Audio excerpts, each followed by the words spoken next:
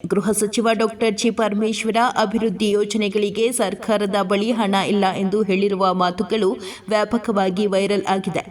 ಒಂದೆಡೆ ವಸತಿ ಯೋಜನೆಯಲ್ಲಿ ಅಕ್ರಮದ ಬಗ್ಗೆ ಕಾಂಗ್ರೆಸ್ ಶಾಸಕ ಬಿ.ಆರ್. ಪಾಟೀಲ್ ಆರೋಪ ಮಾಡಿದ್ದಾರೆ. ಮತ್ತೊಂದೆಡೆ ಅನುದಾನ ವಿಚಾರದಲ್ಲಿ ಶಾಸಕ ರಾಜು ಕಾಗೆ ಅಸಮಾಧಾನ ವ್ಯಕ್ತಪಡಿಸಿರುವುದು ಸರ್ಕಾರದ ಮಟ್ಟದಲ್ಲಿ ಭಾರೀ ಚರ್ಚೆಯಾಗುತ್ತಿದೆ.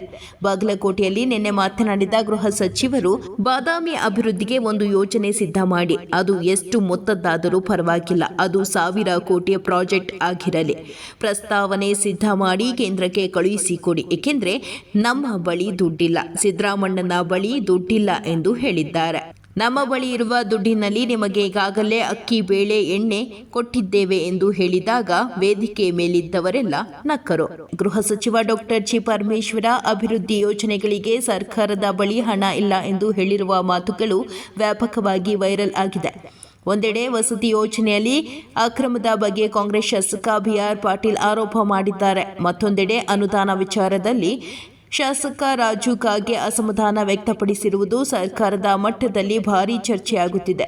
ಬಾಗಲಕೋಟೆಯಲ್ಲಿ ನಿನ್ನೆ ಮಾತನಾಡಿದ ಗೃಹ ಸಚಿವರು, ಬಾದಾಮಿ ಅಭಿವೃದ್ಧಿಗೆ ಒಂದು ಯೋಜನೆ ಸಿದ್ಧ ಮಾಡಿ, ಅದು ಎಷ್ಟು ಮೊತ್ತದ್ದಾದರೂ ಪರವಾಗಿಲ್ಲ, ಅದು 1,000 ಕೋಟಿಯ ಪ್ರಾಜೆಕ್ಟ್ ಆಗಿರಲಿ, ಪ್ರಸ್ತಾವನೆ ಸಿದ್ಧ ಮಾಡಿ ಕೇಂದ್ರಕ್ಕೆ ಕಳುಹಿಸಿಕೊಡಿ, ಏಕೆಂದರೆ ನಮ್ಮ ಬಳಿ ದುಡ್ಡಿಲ್ಲ, ಸಿದ್ದರಾಮಣ್ಣನ ಬಳಿ ದುಡ್ಡಿಲ್ಲ ಎಂದು ಹೇಳಿದ್ದಾರೆ. ನಮ್ಮ ಬಳಿ ಇರುವ ದುಡ್ಡಿನಲ್ಲಿ ನಿಮಗೆ ಈಗಾಗಲೇ ಅಕ್ಕಿ, ಬೇಳೆ, ಎಣ್ಣೆ ಕೊಟ್ಟಿದ್ದೇವೆ ಎಂದು ಹೇಳಿದಾಗ ವೇದಿಕೆ ಮೇಲಿದ್ದವರೆಲ್ಲ ನಕ್ಕರು.